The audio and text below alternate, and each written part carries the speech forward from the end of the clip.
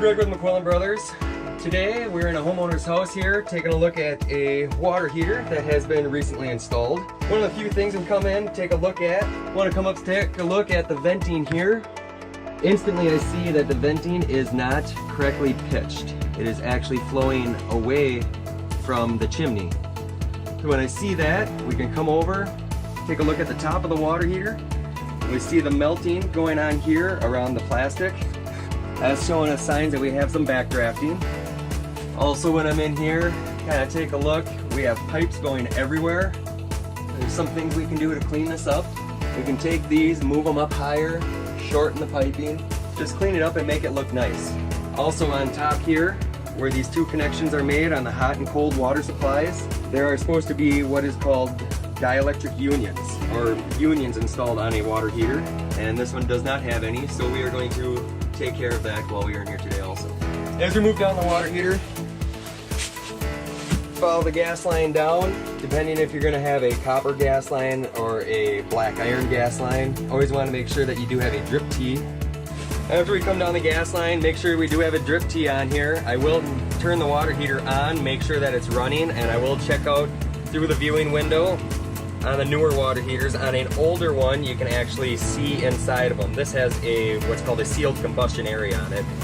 I like to see the flame, how it's burning, what it looks like. If you have yellow tips on your flame, make sure you got enough oxygen going through it.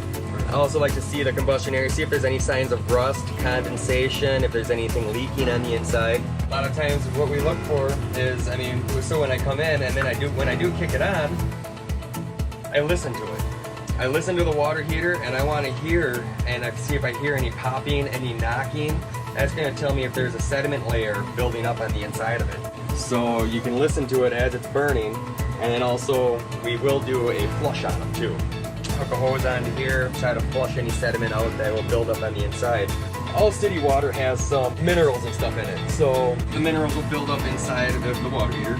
And that's what happens is as the water heater is running, heating up and cooling down, those minerals, they settle to the bottom, builds up the sediment layer, and then it overheats the bottom. And as it overheats, you start weakening the metal, you start stressing it, expansion, contraction, and after that's when you get up a pill.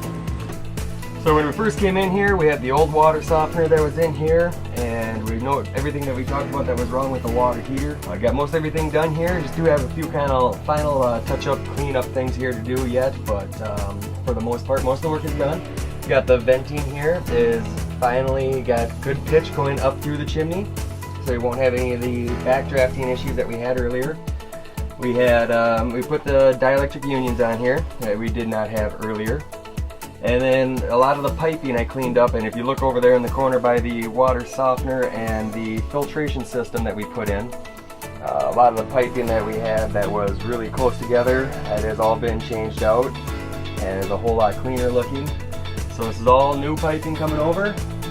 Even the old lines that were coming down for the basement bathroom here that were coming down really low, I've cleaned those up, got those up high here.